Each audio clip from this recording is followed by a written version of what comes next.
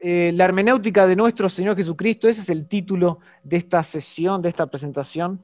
No hay duda que Cristo se encuentra en el Antiguo Testamento. Hay varios pasajes del Antiguo Testamento, hay varios pasajes, perdón, del Nuevo Testamento que confirman que Cristo además no vino en un vacío. De hecho, Jesús no solo está presente en el Antiguo Testamento, sino que según su propio testimonio, Él es un importantísimo él es una importantísima parte de la revelación previa disponible hasta ese momento de la historia de redención. Acompáñenme, si tienen sus Biblias, a Lucas capítulo 24, y vamos a estar volviendo a este capítulo vez tras vez a través de la presentación. Pero en Lucas 24, noten lo que dice versículo 27. Este es Jesús, camino a Emaús con esos dos discípulos. Dice acá: Jesús, comenzando desde Moisés y siguiendo por todos los profetas, les declaraba en todas las escrituras lo que de él decían. Noten que ahí tenemos Moisés, o sea, la ley, y después tenemos los profetas, diciendo que ese es el testimonio de Jesús, que se referían acerca de él. Más adelante en ese mismo capítulo, versículo 44, dice: y él les dijo, estas son las palabras que os hablé, estando aún con vosotros, que era necesario que se cumpliese todo lo que está escrito de mí en la ley de Moisés, noten, en los profetas y en los salmos. La Torá, los profetas y los escritos. Todo eso es un conjunto para referirse al Antiguo Testamento. Todo lo que está escrito acerca de mí. O sea, Jesús mismo, por su boca, por su testimonio, dice que Él es un elemento importantísimo del Antiguo Testamento. Lucas 24, 27, Lucas 24, 44. De hecho, Juan capítulo 5 dice algo similar. En Juan capítulo 5, versículo 39 dice: escudriñad las Escrituras, dice Jesús, porque a vosotros os parece que en ellas tenéis la vida eterna, y ellas son, escuchen, las que dan testimonio de mí. Las Escrituras en su conjunto, la Torá, la ley de Moisés, los profetas y los salmos o los escritos, todo el Antiguo Testamento como un conjunto anticipa y da testimonio de quién es Jesús. O sea, la presencia de Cristo, la presencia de Jesús en el Antiguo Testamento es indiscutible. Es indiscutible. El Antiguo Testamento lo anticipa. Él anticipa esta figura mesiánica. Por lo tanto, la cuestión a tratar hoy no es realmente esa, si el Antiguo Testamento anticipa a Cristo o no.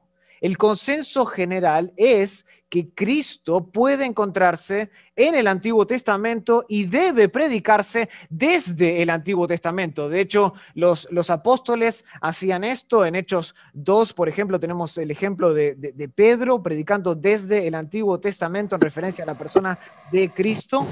Entonces, se puede encontrar y se debe predicar a Cristo desde el Antiguo Testamento. El problema es que no todos están de acuerdo en cómo encontrar y predicar a Cristo en la primera parte de la revelación divina, en el primer testamento. Y el problema radica en que existen distintos métodos de interpretación. A eso es lo que nos referimos con la hermenéutica, la ciencia y el arte de la interpretación. Existen distintos métodos, por lo tanto, algunos llegan a distintas conclusiones porque utilizan distintos canales, distintos métodos interpretativos.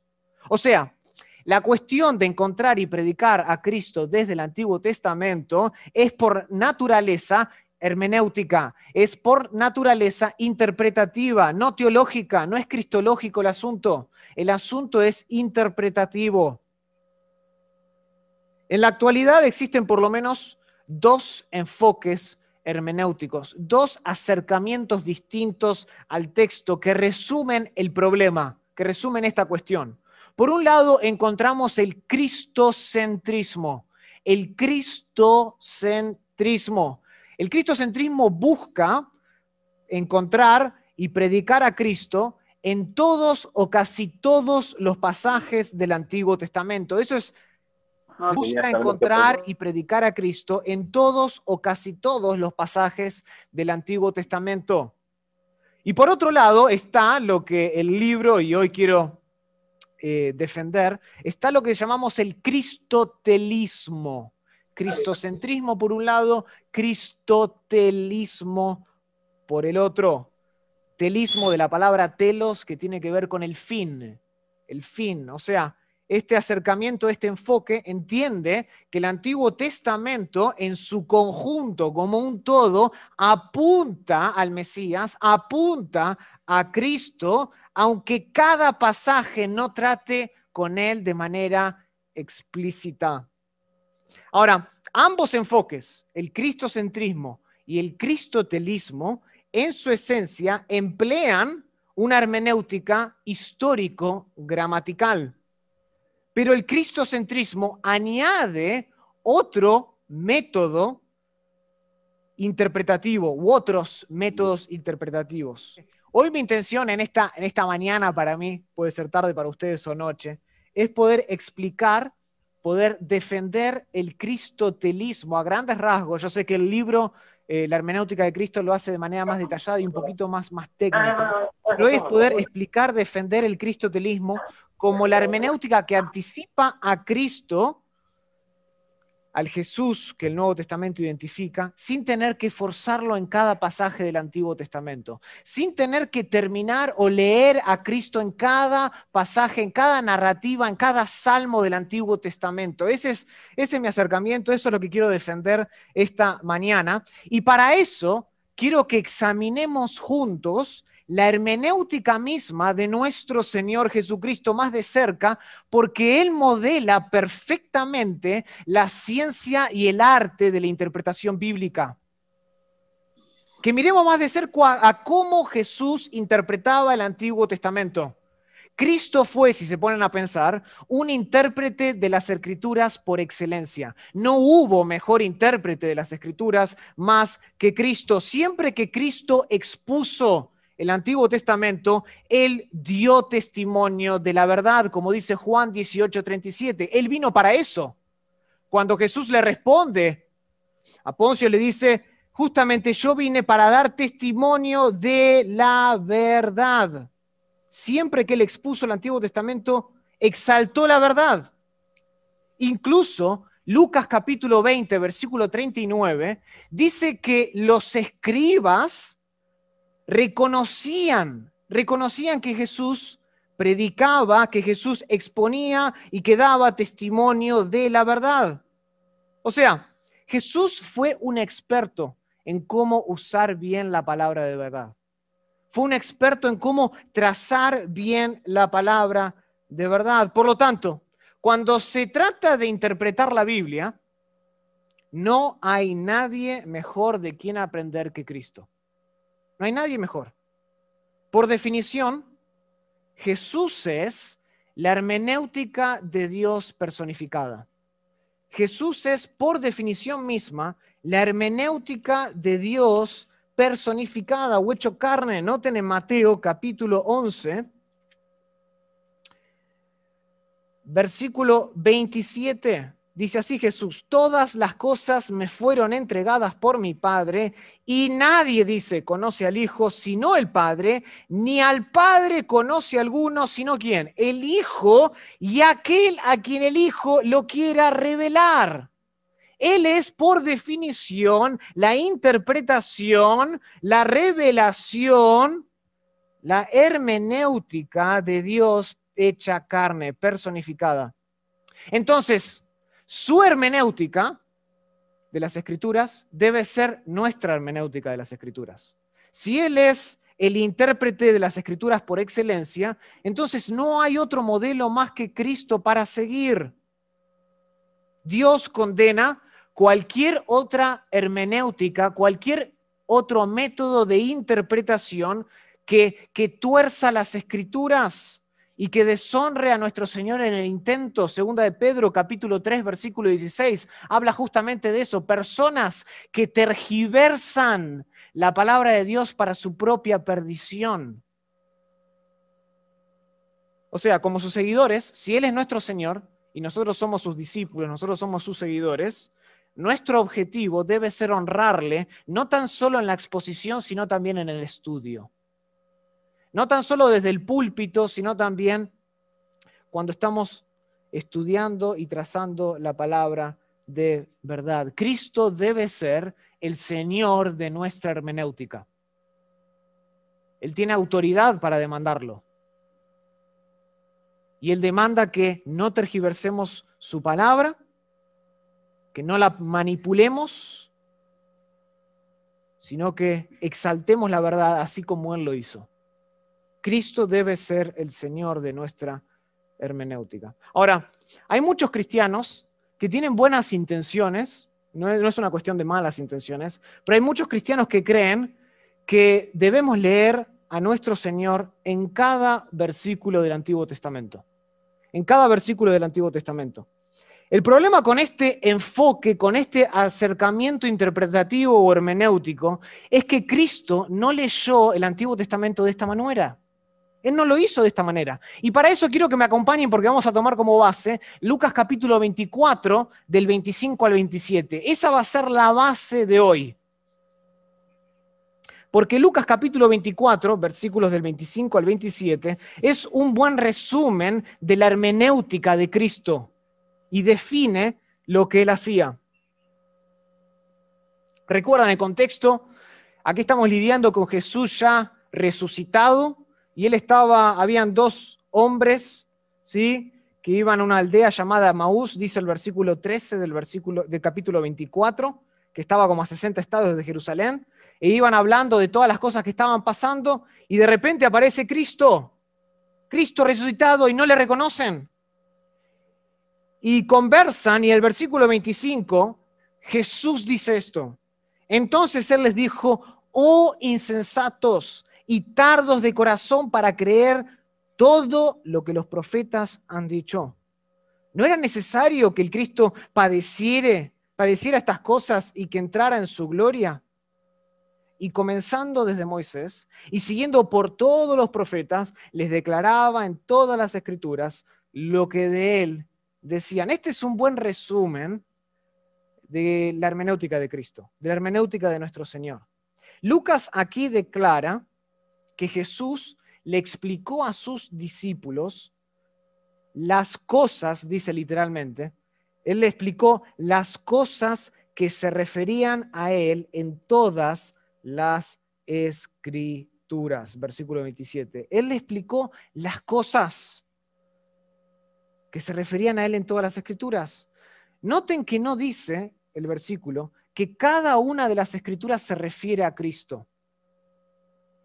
Noten que el versículo tampoco dice que Cristo es el significado de cada pasaje del Antiguo Testamento. La idea aquí de Lucas es que Cristo expuso los pasajes más relevantes del Antiguo Testamento que justamente trataban con las cosas referentes a Jesús. Esa es la idea. No que cada pasaje hablaba de él, sino que le expuso los pasajes más relevantes, que exponían, que expandían las cosas referentes así. Ahora, ¿qué cosas? ¿Qué cosas son estas? ¿Qué cosas son las que Cristo explicó?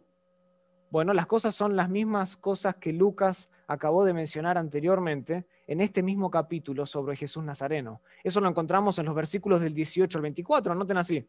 Respondiendo uno de ellos, que se llamaba Cleofas, le dijo, ¿eres tú el único forastero en Jerusalén que no ha sabido las cosas que en ellas han acontecido en estos días? Entonces él, Jesús, les dijo, ¿qué cosas? Y ellos le dijeron, las cosas justamente de Jesús Nazareno, que fue varón profeta, poderoso en obra y en palabra delante de Dios y de todo el pueblo, y cómo le entregaron los principales sacerdotes y nuestros gobernantes a sentencia de muerte y le crucificaron. Pero nosotros, dice, esperábamos que él era el que había de redimir a Israel. Y ahora, además de todo esto, hoy es ya el tercer día que esto ha acontecido. Aunque también nos han asombrado unas mujeres de entre nosotros, las que antes del día fueron al sepulcro, y como no hallaron su cuerpo, vinieron diciendo que también habían visto visión de ángeles, quienes dijeron que él vive. Y fueron algunos de los nuestros al sepulcro, y hallaron así como las mujeres habían dicho, pero a él no le vieron. ¿Qué cosas entonces Jesús expuso desde el Antiguo Testamento? justamente, Él definió, Él expuso, Él trató y le dio fundamento a las cosas que ellos venían tratando, de cómo Jesús debería ser el Salvador de Israel, cómo Él iba a ser entregado a sacerdotes y a los gobernantes a sentencia de muerte, cómo les crucificaron. Habla justamente de todo eso. Esas son las cosas que Jesús está describiendo. Cristo no se leyó a sí mismo en el Antiguo Testamento, ni tampoco Cristo releyó el Antiguo Testamento de manera creativa. No lo hizo. No estaba buscando a ver cómo hacer el Antiguo Testamento para que suene más cristocéntrico. Muy por el contrario. Lucas 24 nos muestra que Cristo tenía, y esto es lo que quiero defender esta mañana, Cristo tenía una hermenéutica literal. Cristo tenía también conocida una hermenéutica histórico-gramatical. Así que si voy a tener 3 puntos como un buen sermón, voy a tener 3 puntos. Lo primero que quiero que veamos es la hermenéutica literal de Cristo. La hermenéutica literal de Cristo. Cristo interpretó el Antiguo Testamento a la luz de la intención de los autores originales. En este sentido, su hermenéutica fue literal. Fue literal. En Lucas 24, el Antiguo Testamento, noten versículo 25, se describe como lo que los profetas han dicho. Eso dice el versículo 25. Todo el Antiguo Testamento se describe como lo que los profetas han dicho. O sea, Cristo con esto está afirmando que los profetas controlan el significado del texto. Ellos son los que controlan, ellos son los que han dicho, ellos son los que le han dado sentido.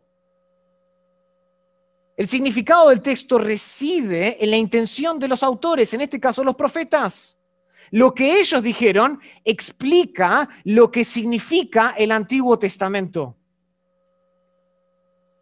Esta es precisamente la razón por la que Cristo reprendió a estos 2 discípulos, camino a Emaús, en Lucas 24, versículo 25, al no entender las Escrituras. Él les dice entonces, oh insensatos y tardo de corazón, para creer todo lo que los profetas han dicho. No entendieron las Escrituras, no entendieron, Cristo los tuvo que reprender. ¿Cuál es el punto aquí? El punto es que ellos tendrían que haber sabido mejor según lo que fue dicho originalmente por los profetas. Ellos tendrían que haber entendido. Si nuestro Señor creía que el Antiguo Testamento requería otro método de interpretación para encontrar un significado más profundo o un sentido diferente, más cristológico, Él no tendría que haber reprendido a los discípulos. Es más, noten cuál es el problema. El problema no es el texto del Antiguo Testamento. El problema es el corazón de los discípulos para creer.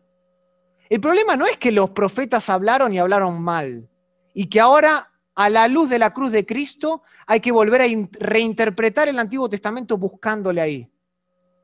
No, Jesús los reprende porque los profetas hablaron bien.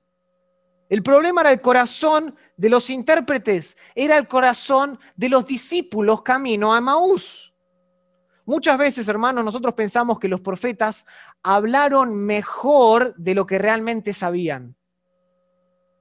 No lo admitimos en voz alta, pero por dentro muchas veces consideramos a los profetas un poco ingenuos en lo que a su teología refiere. No sabían lo que estaban hablando. Pero Cristo aquí deja claro que el significado del Antiguo Testamento no es para nada deficiente. Es claro, no es deficiente. El problema no son los profetas, no es lo que ellos dijeron. Ellos hablaron bien. Los profetas hablaron de manera clara acerca del Mesías y el significado del Antiguo Testamento está determinada por la intención de los profetas y no por la intención del intérprete. El significado reside en la intención del autor, no del intérprete.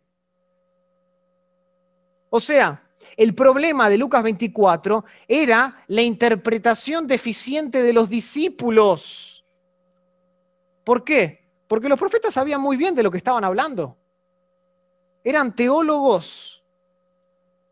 El problema no eran ellos, el problema no era el texto, el problema era la interpretación del texto en los discípulos. Por eso Jesús los reprende. Deberían haber sabido mejor. Deberían haber entendido mejor el texto. Ahora, en varias ocasiones Cristo hizo hincapié en el hecho de que los profetas hablaban de él, anticipaban a esta figura mesiánica, y también hizo hincapié en que el Antiguo Testamento en su conjunto le anunciaba, ya lo hemos visto en Lucas 24:44, lo hemos visto en Juan 5:39, las Escrituras dan testimonio de mí. Las tres partes, la Torá, los profetas y los escritos, anticipaban al Mesías. Jesús, por ejemplo, declaró en Mateo 22, acompáñenme ahí. Noten esto, es interesante. En Lucas 22, versículos 41 al 46, Jesús declaró, por ejemplo, que David habló del Mesías e incluso David se dio cuenta de la divinidad del Mesías. Mateo capítulo 22, versículo 41. Y estando junto a los fariseos, Jesús les preguntó diciendo, ¿qué pensáis del Cristo? ¿De quién es hijo? Y le dijeron, de David. Y él les dijo, pues ¿cómo David en el Espíritu, noten, estaba inspirado, le llama Señor, diciendo, y acá cita Jesús el Salmo 110, versículo 1, dijo el Señor a mi Señor, siéntate a mi derecha hasta que ponga a tus enemigos por estrados de tus pies. Pues si David le llama Señor, ¿cómo es su hijo? Y nadie le podría responder palabra, ni osó alguno desde aquel día preguntarle más. El punto es que los fariseos tendrían que haber entendido las palabras originalmente escritas por el profeta David, pero no lo hicieron. No lo hicieron. De la misma manera que los discípulos camino a Maús no entendieron todas las cosas y todos los eventos que estaban transcurriendo a la luz de lo que el Antiguo Testamento anticipaba, Jesús acá a los fariseos les dice, ustedes tendrían que haber entendido mejor. ¿Cómo es que David dice justamente del Cristo? Pues cómo David en el Espíritu le llama Señor. Y en el original dijo el Señor Yahweh a mi Señor, a mi Adonai. ¿Cómo es que Dios Padre le dice a Dios Hijo, siéntate a mi derecha? O sea, David reconocía desde aquel instancia la divinidad de Jesucristo. La reconocía. Y los fariseos tendrían que haber sabido mejor. Ahora, los profetas no hablaron exclusivamente de Cristo, como sugiere muchas veces en la práctica el cristocentrismo. No hablaron exclusivamente de Cristo. La teología de los profetas incluía muchos otros aspectos más allá de la teología mesiánica.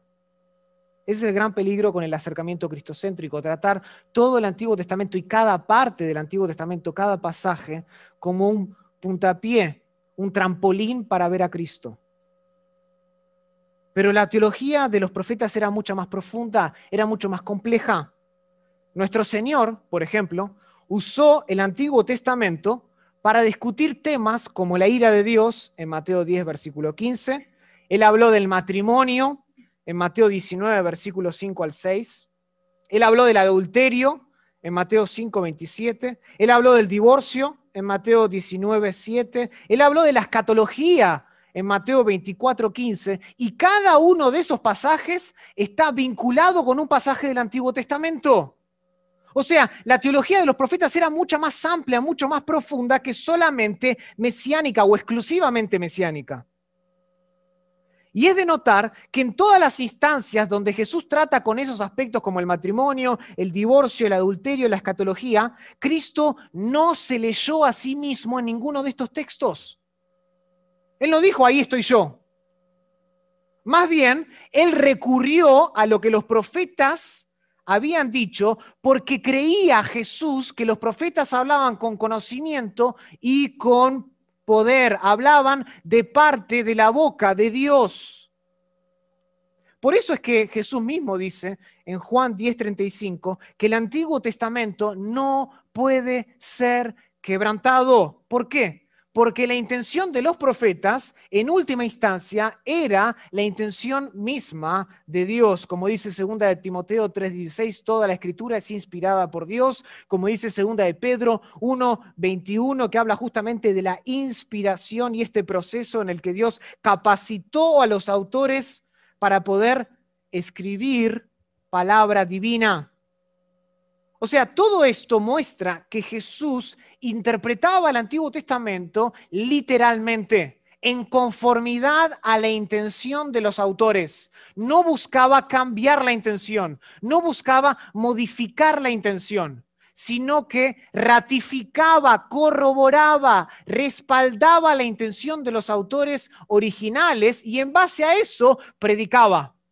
No se leía no de manera cristocéntrica en todos los pasajes, sino que hacía teología en base a lo que se había dicho, porque era en última instancia palabra de Dios. Esa es la hermenéutica literal de Cristo. La segunda que quiero ver con ustedes es la hermenéutica gramatical de Cristo. La hermenéutica gramatical de Cristo. Lucas 24 también nos enseña o confirma que Cristo leía la intención de los autores originales con un alto grado de precisión. Con un alto grado de precisión. Su hermenéutica de esta manera era gramatical. Jesús se centraba y prestaba atención en todas las particularidades lingüísticas de la Escritura. Se fijaba en la sintaxis, se fijaba en la gramática, estaba en los detalles Jesús. Lucas 24:25, volvemos al texto principal. Dice que Jesús les recordó a sus discípulos todo lo que los profetas han dicho. Todo lo que los profetas le han dicho. Con la palabra aquí, todo, nuestro Señor está enfatizando justamente la totalidad del Antiguo Testamento, tanto en amplitud como en profundidad. En ningún momento de su ministerio, es increíble, en ningún momento Jesús cuestionó lo dicho por los profetas. Jesús nunca puso en duda la veracidad de un solo pasaje del Antiguo Testamento. Y creo que vale la pena señalar esto. Jesús, muy por el contrario, siempre se ciñó de la intención de los autores originales, incluso hasta en los detalles más pequeños. Él abrazó los detalles más pequeños. Usó, por ejemplo, acompáñenme a Juan capítulo 10, versículo 34, para ilustrar esto. Juan capítulo 10, versículo 34.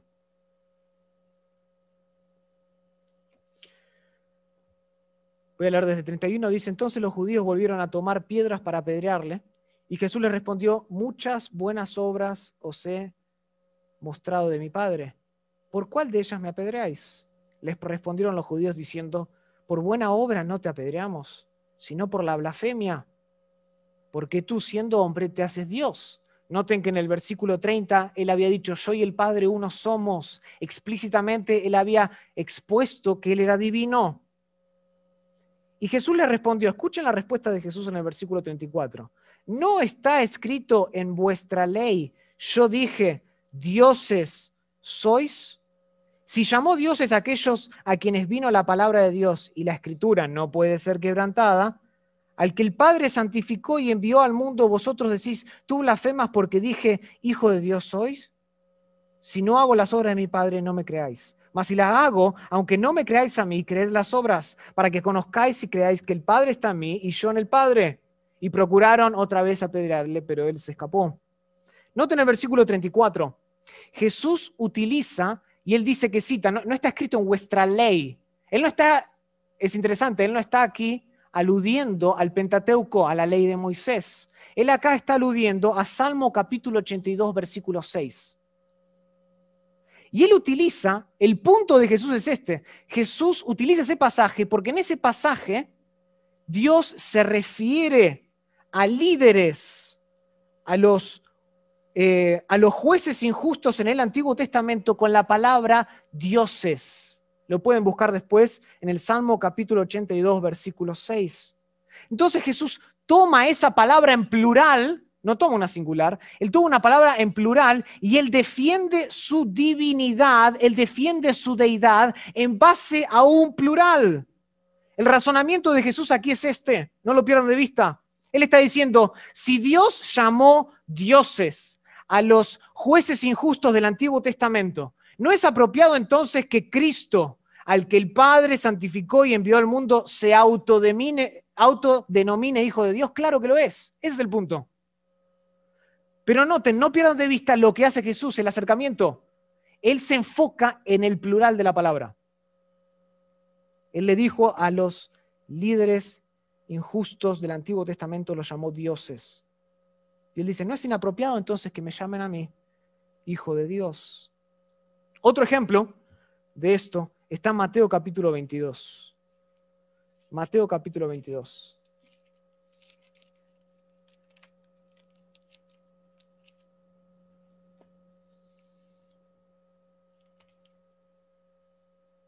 Mateo capítulo 22.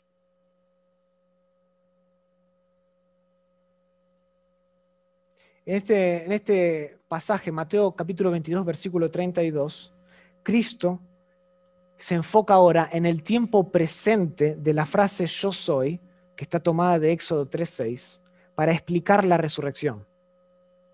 Noten versículo 29, entonces respondiendo Jesús les dijo, erráis ignorando las Escrituras y el poder de Dios. Noten siempre Jesús aludiendo a las Escrituras, porque en la resurrección ni se casarán ni se darán en casamiento, sino serán como los ángeles de Dios en el cielo. Pero respecto a la resurrección de los muertos, ¿no habéis leído lo que os fue dicho por Dios cuando dijo, acá está, yo soy el Dios de Abraham, el Dios de Isaac y el Dios de Jacob? Dios no es Dios de muertos, sino de vivos. Oyendo esto la gente se admiraba de su doctrina. Él explicó la resurrección y se ajustó o tomó como base el tiempo presente de la frase yo soy. Dios no es, el punto aquí, Dios no es un Dios de muertos, sino de vivos. Y si en la actualidad es el Dios de Abraham, el Dios de Isaac y el Dios de Jacob, entonces el punto de Jesús es que ellos aún están vivos en otra esfera, porque Dios es un Dios vivo. Ese es el punto. Noten que todo el acercamiento de Jesús se basa en el tiempo presente del yo soy. O sea, nuestro Señor repetidas veces mostró que leía el Antiguo Testamento prestando atención a la gramática, prestando atención a la sintaxis del mismo texto. No iba más allá, no buscaba un sentido más profundo, respetaba la autoridad del contenido del Antiguo Testamento y de la intención de los autores. Se fijaba en la gramática, en la sintaxis, en un presente, se fijaba en un plural. Todas las particularidades lingüísticas Jesús estaba observando. Ahora, quizás el pasaje más claro sobre la hermenéutica gramatical de Cristo es Mateo capítulo 5. Mateo capítulo 5.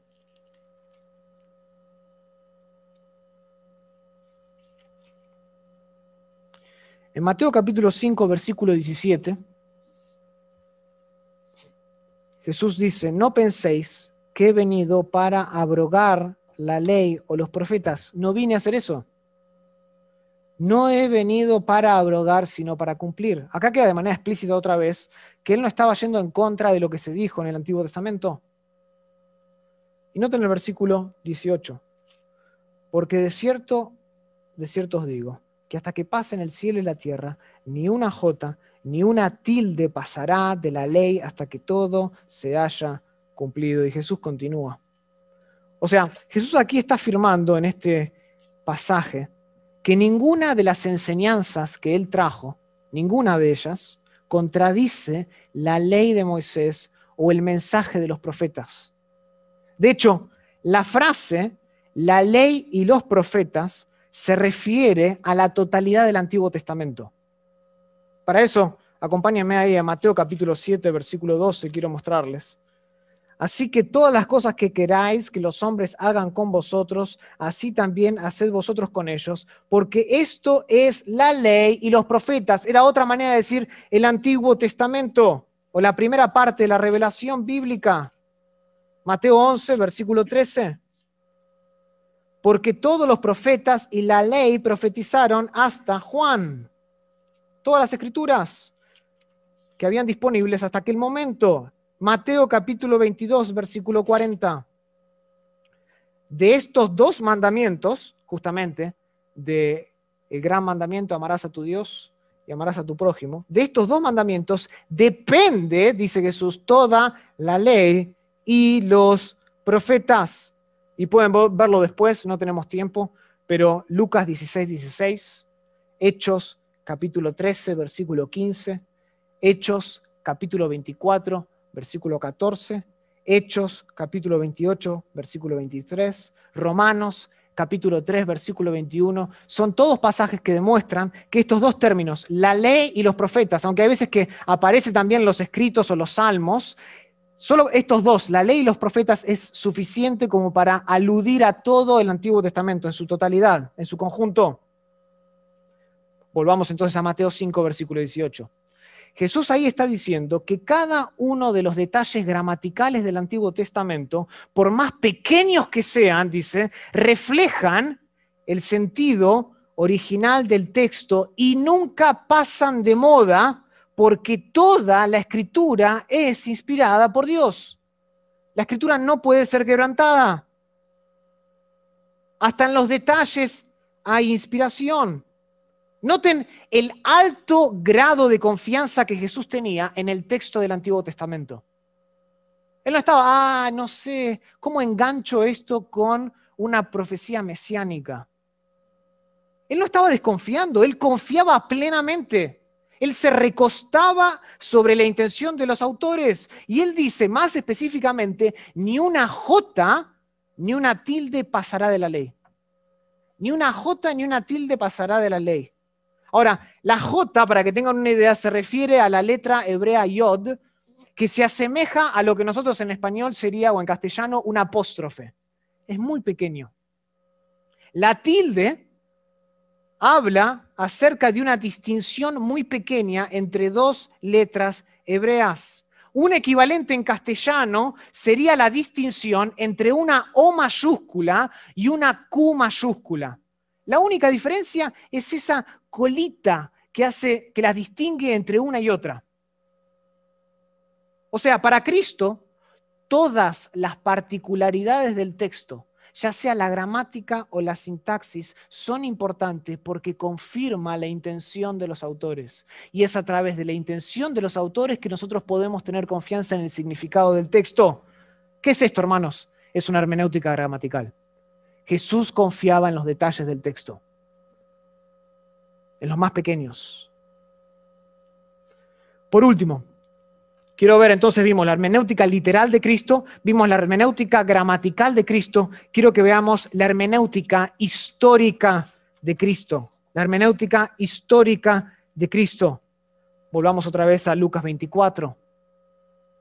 Lucas 24, una vez más, declara que nuestro Señor tenía también una hermenéutica histórica. Él leía las Escrituras de una manera que afirmaba su historicidad. En Lucas 24, versículo 26, Cristo indica que el Antiguo Testamento anticipaba la necesidad de que Cristo, dice, padeciera estas cosas y que entrara en su gloria. O sea, evidentemente, Jesús creía que todas estas cosas eran acontecimientos reales que ocurrieron dentro de un marco histórico.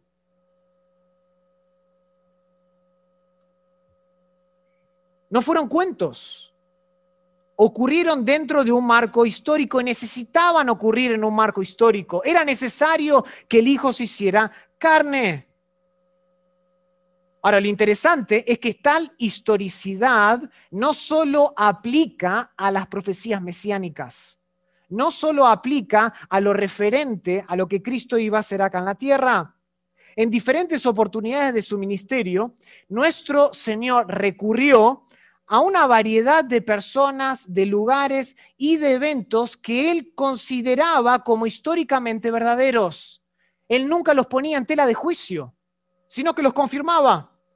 Por ejemplo, y tengo acá una larga lista, no vamos a ver todo, pero lo voy a decir rapidito. Por ejemplo, Cristo afirmó la realidad de Adán y Eva, Mateo 19, del 4 al 9. Él confirmó la historicidad de Caín y Abel, en Mateo 23, 35. Él habló acerca de Noé y el diluvio, en Mateo 24, 37. Él afirmó que Tiro, Sidón y Sodoma existieron, en Mateo 11, 21 al 24. Él aún habla acerca de la esposa de Lot, en Lucas 17, del 31 al 32. Él habla de Abraham, en Juan capítulo 8, versículo 56. Él habla de Isaac y de Jacob, en Mateo capítulo 8, versículo 11. Él habla de Moisés como autor de la ley, en Lucas 24, 44, el texto que estamos viendo. Él confirma la historicidad de la provisión del maná a Israel en el desierto, en Juan capítulo 6, versículo 32. No fue solo un cuento. David comiendo el pan de la proposición, lo confirma en Mateo capítulo 12, versículos 3 al 4. Él habla incluso de la reina del sur visitando a Salomón, en Mateo 12, 42. Él habla de Elías y Eliseo, en Lucas 4, 25 al 27. Él habla de Isaías, en Juan capítulo 12, 38 al 41. Él habla incluso de Jonás dentro de un gran pez, en Mateo 12, 40 al 41, etc. Estas son solo algunas personas, algunos lugares, algunos eventos que Jesucristo consideraba históricamente verdaderos. O sea, la hermenéutica de Cristo estaba inmersa en la historicidad. Estaba sumergida en la historia. Él nunca puso en tela de juicio su historicidad. Nunca dudó sobre la historicidad del Antiguo Testamento, como así tampoco se refirió a estas personas, a estos lugares y a estos eventos como meras ilustraciones espirituales, sino como verdad, como acontecimientos reales. Ahora, no solo confirmó su historicidad, sino que es interesante que Cristo era consciente de su lugar en la historia de redención o en el plan de Dios. Cristo era consciente de esto. Para él, la historia no era aleatoria. No era algo, solo ocurrió porque ocurrió. La historia no era aleatoria, sino que era parte de la soberanía de Dios. Por esta razón, Jesús, cuando se acercaba al Antiguo Testamento, lo miraba, lo interpretaba como una narrativa que estaba preparando el camino hacia la segunda parte de la revelación bíblica, el Nuevo Testamento. Jesús, lo leímos en Mateo capítulo 11, versículo 13, noten esto, dice que él habló de cómo los profetas y la ley profetizaron hasta Juan, hasta Juan. Hay un sentido de continuidad, de que él está observando cómo se mueve la trama de la historia. También, por ejemplo, en Mateo capítulo 23, versículo 34 al 36, él menciona cómo el pecado de las generaciones pasadas del Antiguo Testamento iba a recaer sobre la generación actual. Interesante. O sea, el pecado de la generación pasada, una generación histórica, y un pecado real, iba a tener implicaciones en la generación actual histórica por su pecado real. Hay una continuidad. Lucas 11, versículos 49 al 52 confirman esto también. O sea, esto concuerda con la forma en que los profetas del Antiguo Testamento consideraron la historia de la redención como parte del plan de Dios, moviéndose hacia la culminación del tiempo. Eso lo pueden ver después en Nehemías capítulo 9, del 1 al 38, donde justamente se describe todos los eventos históricos de Israel hasta aquel momento. Increíble. El pueblo de Dios observaba cómo soberanamente Dios estaba con su pueblo. Salmo capítulo 68, del 1 al 35, también recuenta, menciona lo que pasó justamente en el monte como verdaderamente histórico. Daniel capítulo 9 Otra vez, del 1 al 19, menciona cómo los profetas entendían que Dios se estaba moviendo a través de la historia, con eventos históricos reales, acontecimientos que sucedieron. En otras palabras, ¿qué hacía Jesús? Jesús estaba adoptando el mismo método interpretativo de los profetas. El mismo. Los profetas creían que todos estos eventos eran reales, Jesús los confirmaba. Él ratificaba los hechos del pasado como eventos que sucedieron y que avanzaban hacia la realidad del presente al compás, al ritmo de la soberanía de Dios. Dios estaba detrás y Dios está detrás de bambalinas moviendo la trama histórica, el plan redentor. O sea, esto pone en manifiesto que la hermenéutica de Cristo era también histórica. Era histórica. En resumidas cuentas, entonces, Lucas 24, 25 al 27, muestra que Jesús interpretó el Antiguo Testamento de una manera literal, de una manera gramatical y de una manera histórica. Jesús nunca necesitó reinterpretar las Escrituras para leerse a sí mismo en cada pasaje. Muy por el contrario, Jesús siempre se abrazó, siempre se aferró, siempre se ciñó a la lógica de los autores originales. En todo momento, Él respaldó lo que los profetas dijeron anteriormente. Nunca contradijo sus palabras, ni tampoco cuestionó su teología como que si no fuera lo suficientemente cristocéntrica. Simplemente Jesús confirmó todo lo que ellos dijeron, porque hablaban bien y hablaban de parte de Dios. Esto es precisamente, hermanos, lo que hizo que la enseñanza de nuestro Señor Jesucristo fuera tan profunda. Esto. Acompáñenme a Mateo, capítulo 7.